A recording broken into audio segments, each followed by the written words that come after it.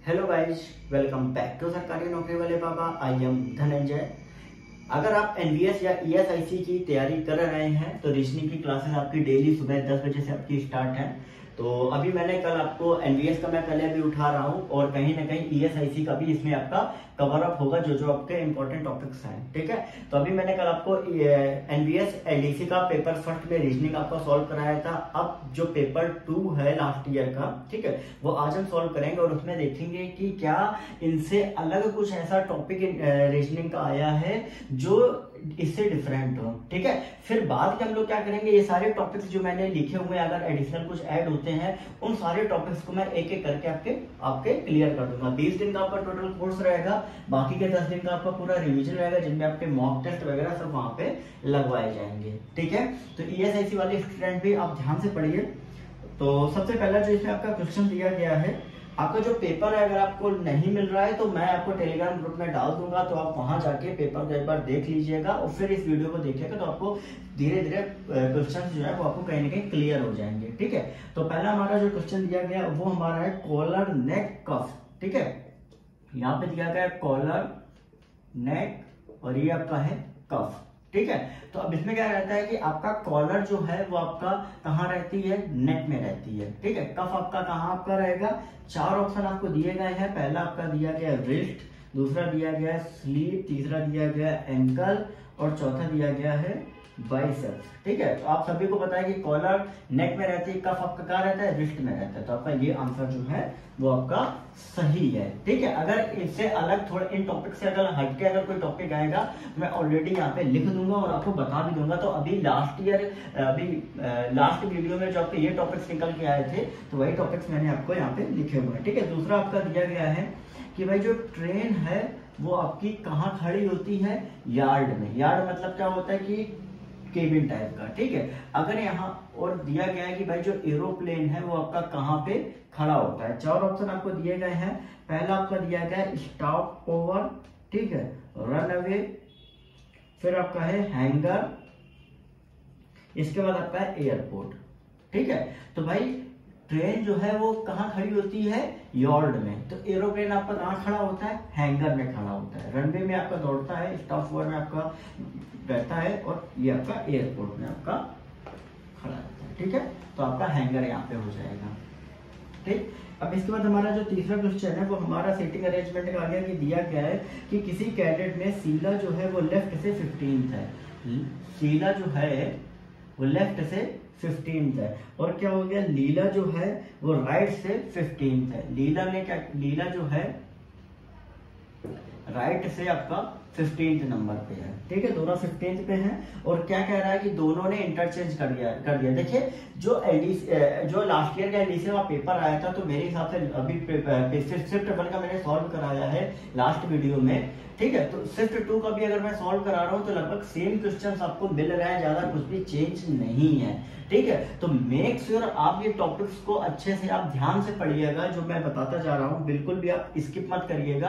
क्योंकि अगर आप रीजनिंग में full out of full marks नहीं ला पाते तो आप कहीं ना कहीं बाकी स्टूडेंट से पीछे रह जाएंगे। क्योंकि जो स्टूडेंट शार्प होते हैं वो कहीं ना कहीं फुल मार्क्स लाने की पूरी कोशिश करते हैं। ठीक है, अब इसमें क्या कहा गया कि इन दोनों ने आपस में इंटरचेंज कर लिया और लीला जो है वो आपका राइट से आपकी क्या हो गई, 16th हो गई। ठीक है, अब यहाँ पे आ गई लीला, ठीक है, यहाँ पे चली गई शीला और लीला जो है वो राइट से आपकी क्या हो गई, 16 नंबर पे आपकी हो गई जाके। अब इसमें एक कहा गया है कि भाई टोटल कितने लोग जो है वो आपकी रो में है। तो एक चीज ध्यान रखिए कि इन दोनों के बीच की आप वो ध्यान रखिए कि इन दोनों के बीच में टोटल कितने लोग हैं। ठीक है, नंबर ऑफ पीपल्स निकालेंगे तो सबसे पहले अगर हम देखें कि लीला यहाँ पे 15वें नंबर पे थी, जैसे इंटरचेंज हुआ 16 नंबर, मतलब एक आदमी जो है वो इनके बीच में आपका बैठा हुआ है।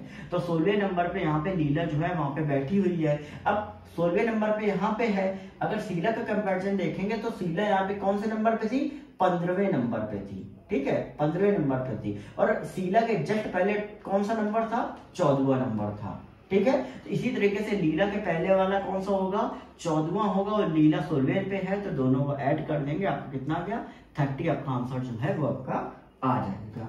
ठीक है, तो इस तरीके से आपको सॉल्व करना है। इसके बाद हम नेक्स्ट सवाल में चलेंगे जो आपका दिया गया है कि भाई AC BEGI, ठीक है, BDFGJKMOQS,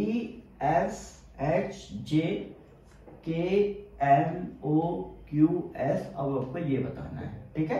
तो इसमें क्या है, सबसे पहले देखेंगे यहाँ पे A B, तो A से एक बढ़ गया, B हो गया, C से एक बढ़ गया, D हो गया, E से बढ़ गया, F हो गया, और G से बढ़ गया तो H हो गया, और I से मतलब इसका मतलब सब में एक एक आपको बढ़ाते रहना है।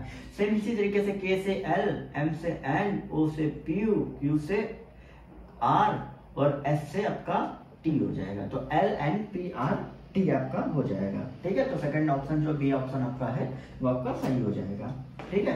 अब इसके आगे हम आगे बढ़ते हैं और आगे हम देखते हैं कि भाई आपका कौन सा दिया गया है। अब इसमें क्या है, इसमें आपको 4 ऑप्शन दिए गए हैं, 121, 196, 169, 289। अब इन चारों में आपका कौन सा ऑप्शन जो है वो आपका डिफरेंट है, ठीक है। तो ये आपका जो क्वेश्चन आपका है ये आपका आता है क्लासिफिकेशन के अंडर में, आपका जो है वो आपका क्वेश्चन जो है वो आपका आता है। अभी कुछ भी इन टॉपिक से अलग कोई भी क्वेश्चन अभी नहीं आया है, ठीक है। जैसे ही अगर मैं यहाँ पे लिख दूंगा तो इनमें आपको डिफरेंट बताना है। तो जैसे कि आप देख रहे होंगे, मैंने आपको बताया था मैथ है स्क्वायर याद करने को, तो स्क्वायर्स का यूज यहाँ पे हो रहा है। ये 11 का स्क्वायर है, ये आपका हो गया 14 का स्क्वायर, ये आपका हो गया 13 का स्क्वायर, ये जो हो गया आपका किसका स्क्वायर है, ये आपका हो जाएगा 17 का स्क्वायर, ठीक है। अब इसमें अगर आप देख रहे होंगे कि यार स्क्वायर स्क्वायर सब में यार स्क्वायर है, तो यार फिर इसमें कौन सा आंसर होगा, तो आंसर आपका होगा 196। क्यों? क्योंकि ये सारे जो है अभाज्य संख्याओं के स्क्वायर हैं। 11, 13, 17 अभाज्य संख्याएं होती हैं, उनके स्क्वायर है। 14 आपकी अभाज्य संख्या नहीं है, भाज्य संख्या है, तो ये इसका स्क्वायर है, ठीक है। तो इतनी छोटी छोटी चीजें भी आपको रीजनिंग में देखनी पड़ती हैं, ठीक है। फिर नेक्स्ट हम आगे बढ़ते हैं। हमारा जो नेक्स्ट सवाल है वो आपका दिया गया है कि भाई 16 है, 64 है और 9 है, तो भैया यहाँ पे बताना है। तो भाई अगर आप देख रहे हैं, जैसे मान लो हमने देखा, तो यहाँ पे एक सीक्वेंस बन रहा है। ऑप्शंस में बता दे रहा हूँ आपको, आप लोग भी सॉल्व किए। जैसे मैं सवाल लिख रहा हूँ तो आप लोग भी पेपर और पेन लेके आप एक बार सॉल्व करने बैठ जाया करिए। अगर आपको नहीं आता तो सॉल्यूशन जो है आप देख सकते हैं, ठीक है। तो 16 और 64 में 16 चौको 64, तो 9 चौको 36 होना चाहिए, लेकिन यहाँ पे 36 कोई ऑप्शन में है नहीं, तो क्या होगा। फिर देखते हैं, तो फिर ये 16 जो है वो आपका 4 का स्क्वायर बन रहा है, और 64 जो है वो आपका 4 का क्यूब बन रहा है, तो ये काम कर रहा है। तो 9 जो है 3 का स्क्वायर बन रहा है, तो इधर क्या आएगा, 3 का क्यूब आ जाएगा। तो 3 3 9 3 27 आपका जो है वो आपका आंसर हो जाएगा, ठीक है। बात समझ में आ गई। नेक्स्ट हम आगे चलते हैं और यहाँ पे आपको बताते हैं कि नेक्स्ट जो हमारा है वो आपका दिया गया है कि भाई ये आपको नंबर दे दी गई है 5 3 6 2, ठीक है, 8 4 9 1 6, ये आपको नंबर दी गई है। इसमें ये बताना है कि भैया कि जो 6 की है, the difference between the place of 2 6 number, मतलब दो जो यहाँ पे 6 दिए गए हैं, इन दोनों का प्लेस का डिफरेंस ज्ञात करना है। तो क्या करेंगे, जैसा पहले मैंने आपको पिछली वीडियो में बताया था कि 6 यहाँ पे लिख दिया, बाकी जो आपके होंगे वो आपके 0 हो जाएंगे। 1 2 3 4 5 6, तो 1 2 3 4 5 6, और ये आपका 6 यहाँ पे आ गया, तो आपका क्या आ जाएगा, 4 ये आ गया, 9 9 9 9 9 और आपका 5 आ जाएगा, ठीक है। तो यहाँ पे आपका बी ऑप्शन जो दिया गया वो आपका करेक्ट हो जाएगा। बात समझ में आ गई कि नहीं आ गई, कि आपका प्लेस जो होता है 6 का आ गया तो 6, बाकी सब 0 में, यहाँ पे है तो 6, यहाँ पे बगल में कुछ है नहीं, अगर होता तो यहाँ पे भी 0 कंसीडर इसको कर लेते हो। सब्ट्रैक्ट डिफरेंस क्या करना है, तो इसमें आपस में क्या कर देंगे, सब्ट्रैक्ट कर देंगे। अब 4 ऑप्शन आपको दिए गए, इनमें बताना है कि कौन सा आपका डिफरेंट है। पहला ऑप्शन है ट्रायंगल, दूसरा ऑप्शन है स्क्वायर, तीसरा ऑप्शन आपका दिया गया है पेंटागन, ठीक है, चौथा ऑप्शन दिया गया है सर्कल का। 4 ऑप्शन आपको दिए गए, इन चारों में आपका कौन सा सही होगा। देखिए ट्रायंगल में आपका साइड्स होती हैं, स्क्वायर में आपकी साइड्स होती हैं, पेंटागन में भी साइड्स होती है, लेकिन सर्कल में आपकी साइड नहीं होती है। सर्कल ऐसे होता है, पेंटागन इस तरीके का होता है, स्क्वायर आपका इस तरीके का होता है, ट्रायंगल इस तरीके का होता है। इसमें आपकी साइड्स नहीं है, तो ये वाला ऑप्शन जो है ये डिफरेंट है तीनों से, ठीक है। नेक्स्ट हम आगे चलेंगे। नेक्स्ट आपको दिया गया है, ठीक है, ये अल्फाबेटिकल अरेंजमेंट का है। ये A-A-E-E-I-I/0 O-O-O, ये डैश, ये, ठीक है। ऑप्शन आपके हैं I-U-A-E, दूसरा ऑप्शन आपका है A-O-E-I, फिर I-U-A-O, फिर आपका है I-E-O-U, ठीक है, 4 ऑप्शन आपके दिए गए हैं। अब इन 4 ऑप्शन में बताना है कि आपका कौन सा ऑप्शन इसमें आएगा। तो इसको सॉल्व करने के लिए सबसे पहली चीज हम क्या करते हैं कि भाई यहाँ पे ए आपका दिया गया है, ठीक है, यहाँ पे 3 ई दी गई है, यहाँ पे 2 है, फिर यहाँ पे 3 है।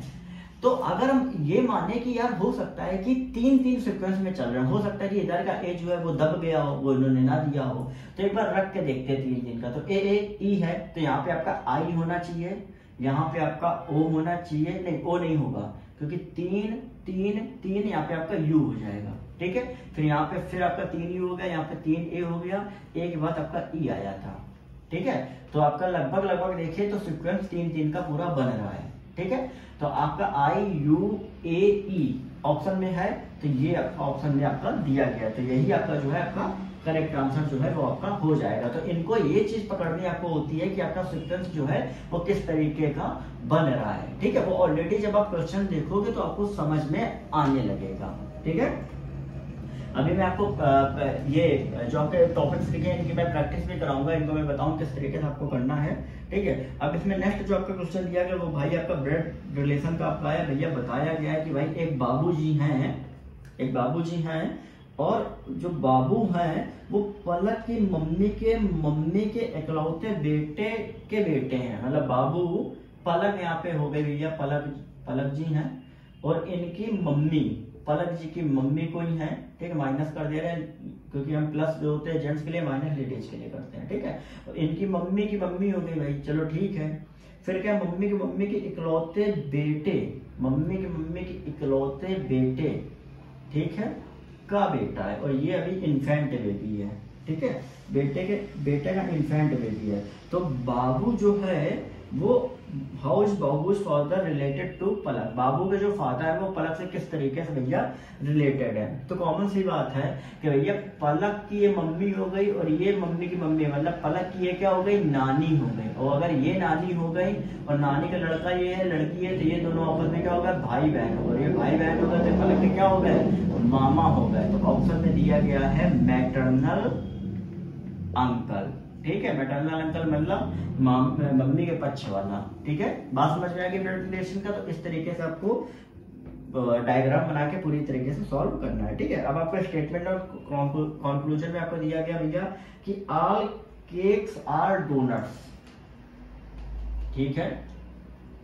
ऑल केक्स आर डोनट्स, पहला ये है। दूसरा आपका दिया गया है no donut is a cookie, ठीक है। और कंक्लूजन आपका दिया गया है क्या है, सम डोनट्स आर केक्स है, आर केक्स, ठीक है। दूसरा आपका दिया गया है no cake is a cookie,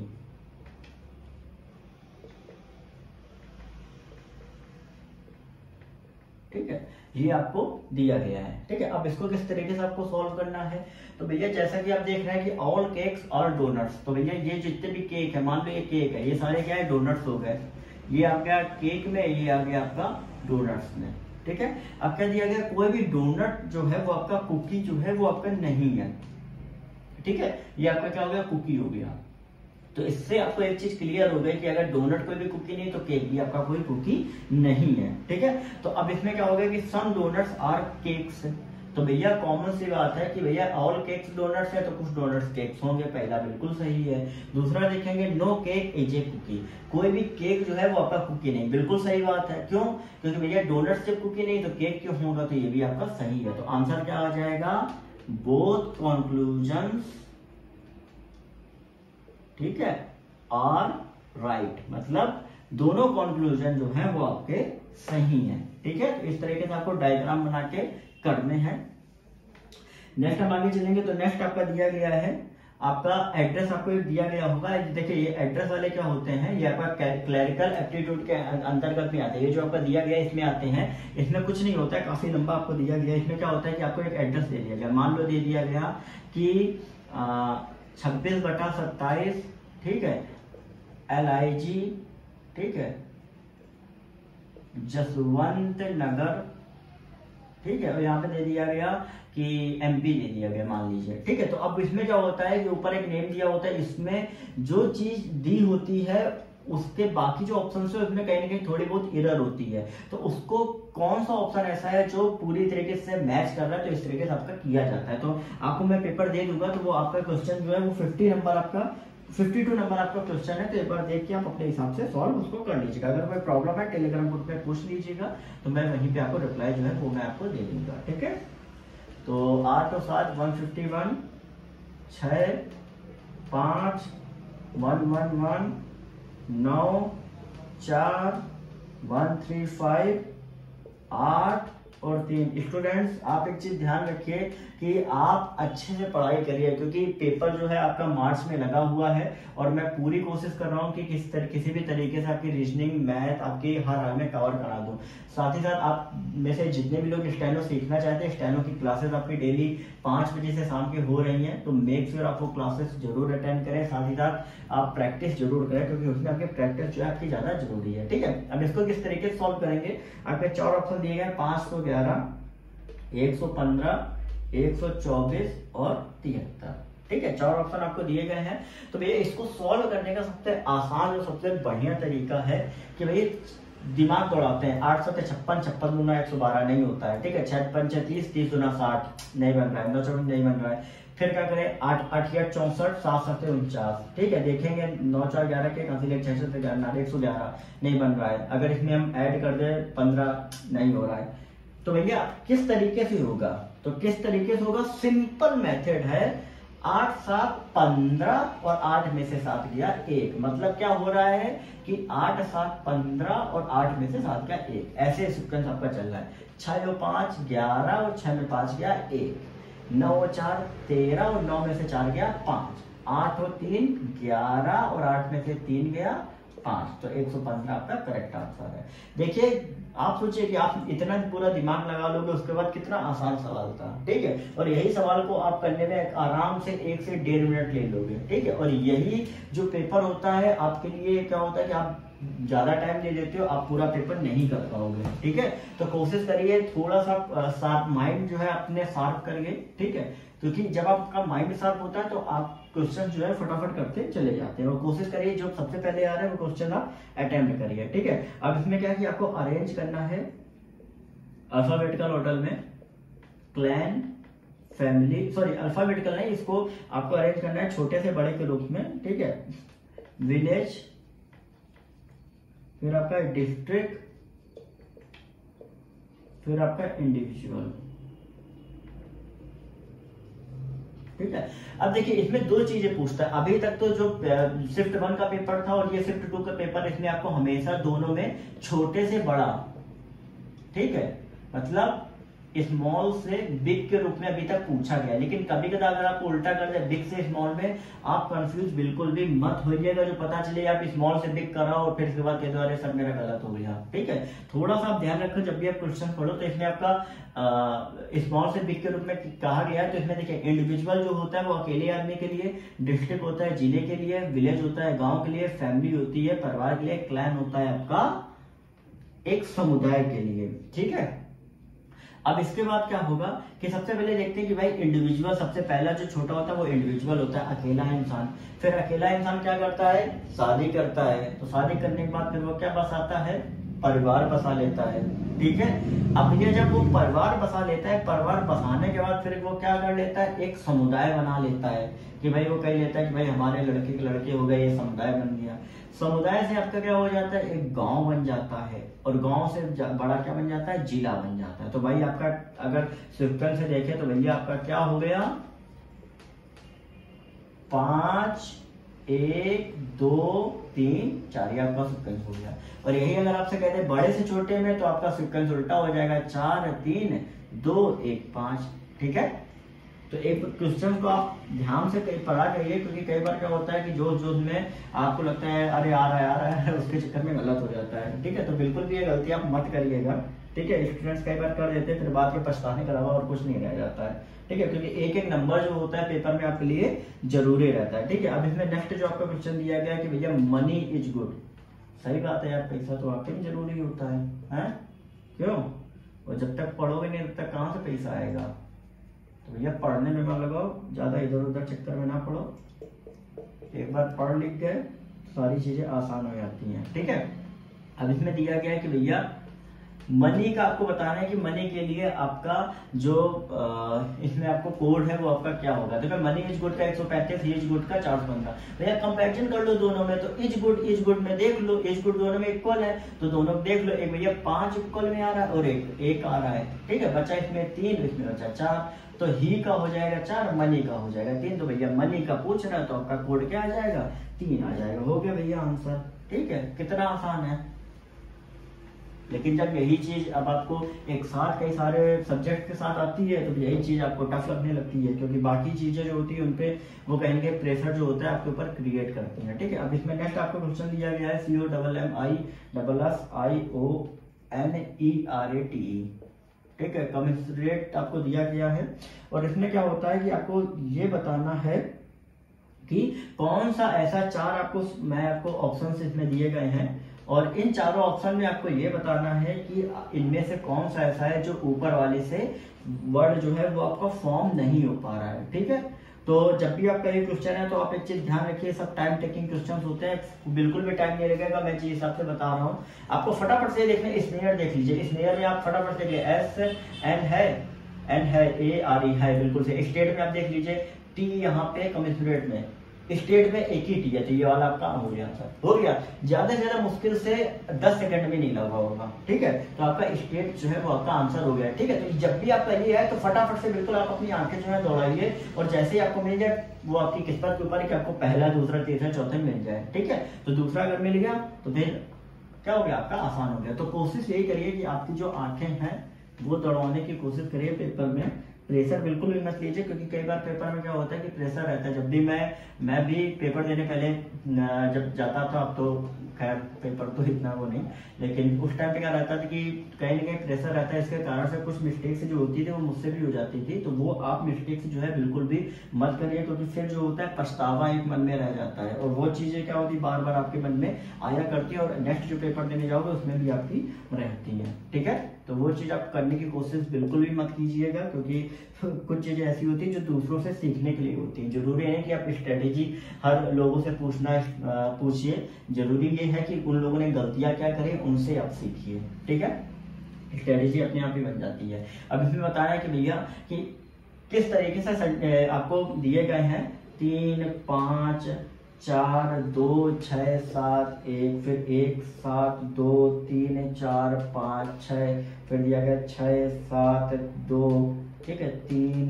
4, 1, 5, फिर आपका दिया गया 6, 7, 3, 2, 1, 4, 5। ठीक है, 4 ऑप्शन दिए गए, बताना है कि किस उससे आप यूज करें जिसका सेंटेंस जो है उसका फॉर्म हो जाए। ठीक है, तो अब इन तरीके से पहले अगर आपको देखने में लग रहा है कि कोई सेंटेंस बन पाएगा, ठीक है, तो देख लीजिए। जैसे मान लो मुझे ऐसा फील आ रहा है कि प्राइवेट यहाँ तक बन रहा है, PRIVATE,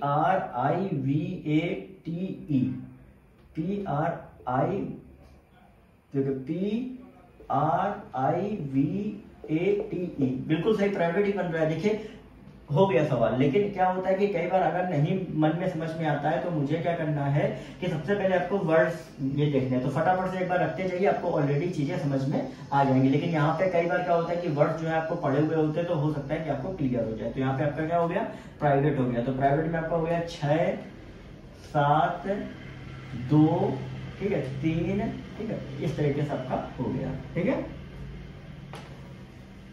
तो कई बार क्या होता है कि ऑप्शंस भी एक बार आप चाहो तो ऑप्शन से भी रख के देख सकते हो, ऑप्शंस भी कई बार आपको हेल्प कर देते हैं आंसर माने। अब भैया फिर आपका नेक्स्ट आ गया ब्लड रिलेशन में। तो भैया ब्लड रिलेशन के आपके लगभग 2 क्वेश्चन जो होते हैं वो आपके रीजनिंग में आते हैं। अगर आप एनवीएस में जीएसए का एग्जाम अगर आप देने जा रहे हो, जूनियर सेक्रेटरी असिस्टेंट या किसी का भी, ठीक है, तो अभी क्या कह रहा है कि मयंक की जो सिस्टर है उसका नाम अंकिता है। ठीक है भैया, लिख लिया, मयंक की एक सिस्टर है उसका नाम जो है वो अंकिता है।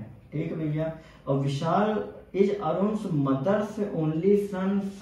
ठीक है, और भैया जो विशाल है वो क्या है कि अरुण की अरुण की मम्मी के इकलौते बेटे का बेटा। ठीक है, विशाल जो है अरुण की मम्मी के इकलौते बेटे का बेटा है। ठीक है, का बेटा है। तो इसका मतलब ये हो गया कि भैया विशाल जो है वो इसी इन्हीं का ही बेटा है, क्योंकि जिस हिसाब से इकलौते बेटे अगर कह रहे हैं तो मम्मी का इकलौता बेटा अरुण ही हो गया, क्योंकि अरुण लड़का हो गया तो इकलौता बेटा यही हो गया, इकलौते बेटे का बेटा तो लगभग विशाल हो सकता है, मे बी शायद, कुछ कंफर्म नहीं है लेकिन कहा जा सकता है, मतलब ठीक है। अच्छा है, विशाल ही है, ठीक है, विशाल ही है ये।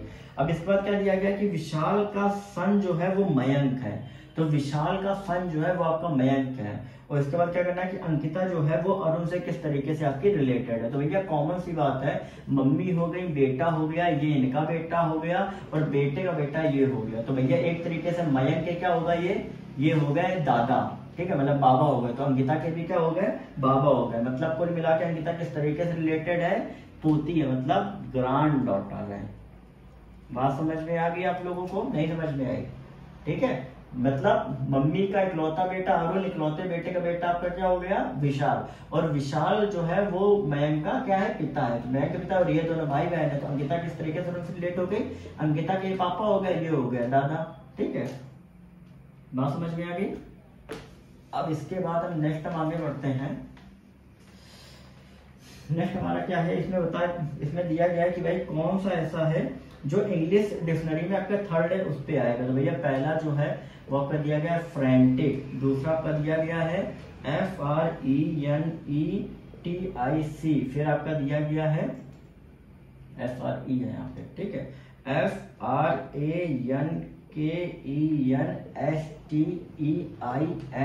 फिर आपका दिया गया FRENZIED, ठीक है। चार ऑप्शन आपको दिए गए। तो सबसे पहले देख लीजिए कि भैया FRA इसमें है, ठीक है, FRA है, FRE है, FRA है, FRE है, ठीक है। तो FRA है, तो भैया ए वाले में तो कोई ना कोई पहला होगा, कोई ना कोई दूसरा होगा। तो भैया ये दोनों पहले ही आप हटा दीजिए, ठीक है, दो में से कोई ना कोई पहला दूसरे में आ जाएगा।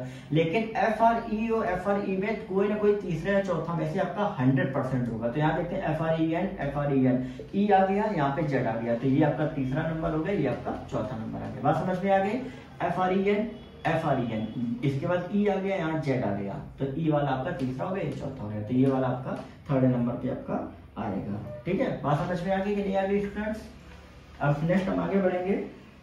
लास्ट हमारा क्वेश्चन है वो आपका ये है कि भैया माही जो है बिल्कुल जो शिफ्ट 1 में पेपर है तो उसी के अकॉर्डिंगली आपका पेपर आ रहा है। तो आप ये समझ लीजिए कि आपका डिफरेंट जो है वो इस बार बिल्कुल नहीं आने वाला है, वो लगभग आपका उसी हिसाब से आएगा जिस हिसाब से लास्ट ईयर में आपके टॉपिक्स आए थे, ठीक है। माही जो है वो आपके सूची से तेज स्विम करती है, भैया माही सूची से तेज स्विम कर दिया, ठीक है।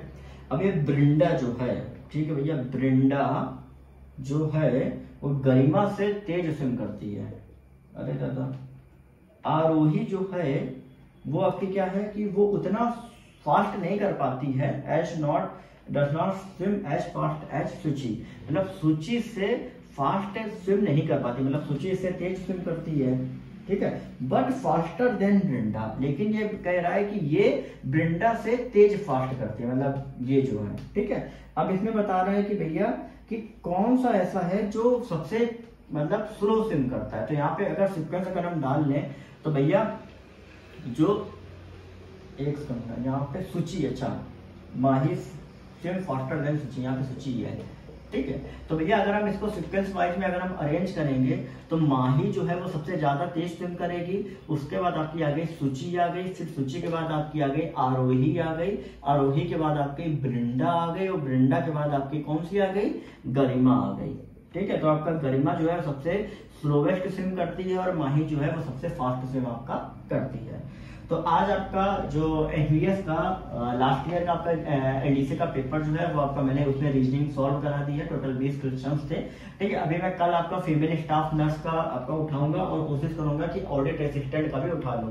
मैं एनवीएस के पेपर क्यों उठा रहा हूं, क्योंकि सबसे मेन एक चीज ये है कि आपका जो टॉपिक्स जो है वो एक बार निकाल के देख लिए जाए कि आपके कौन कौन से टॉपिक से आ रहे हैं, जिसके आपको प्रिसाइजली पढ़ना पड़े, एकदम मतलब डीपली ना पढ़ना पड़े। क्योंकि अगर आप रीजनिंग पढ़ने जाएंगे ना, लोग क्या करते हैं, हाँ भैया एनवीएस गूगल में डाल दिया एनवीएस रीजनिंग सिलेबस, तो उसमें वो पूरे रीजनिंग का आ जाता है, वर्बल का आ जाएगा, नॉन वर्बल आ जाएगा, सब पूरा बैंक वगैरह का भी आ जाता है। तो आपको सिर्फ कॉन्सेप्चुअल पढ़ना है। जितने भी स्मार्ट स्टूडेंट होते हैं वो हमेशा कॉन्सेप्चुअल पढ़ते हैं, अननेसेसरी वो चीजें नहीं पढ़ते हैं। तो यही मैं कोशिश कर रहा हूँ कि पहले आपके टॉपिक्स मैं निकलवा दूं, फिर उन्हीं टॉपिक्स को फटाफट से 3 से 4 दिन में मैं खत्म कर दूंगा। ओवरऑल 20 दिन में आपका सिलेबस हर हाल में कंप्लीट हो जाएगा। तो जितने भी स्टूडेंट अगर उनको वीडियो अच्छा लगा, वीडियो फटाफट से लाइक कर दीजिए, चैनल को सब्सक्राइब कर दीजिए। बाकी आपकी क्लासेस आपको नेक्स्ट आपकी कल 10 बजे से आपकी होंगी, ठीक है। और कोशिश करिएगा कि अगर जो भी स्टूडेंट जो नहीं तैयारी कर पा रहे हैं वो इस वीडियो को शेयर जरूर करें, जिससे बाकी स्टूडेंट्स तक ये वीडियो पहुंच सके। मिलते हैं आपको नेक्स्ट वीडियो में बहुत सी इंपॉर्टेंट अपडेट्स है। बाकी आपको अपडेट्स कुछ भी रहती है आपको चैनल से फटाफट से टाइमली 24 घंटे हर हाल में आपको अपडेट्स जो है वो मिलती रहेंगी, ठीक है। ओके।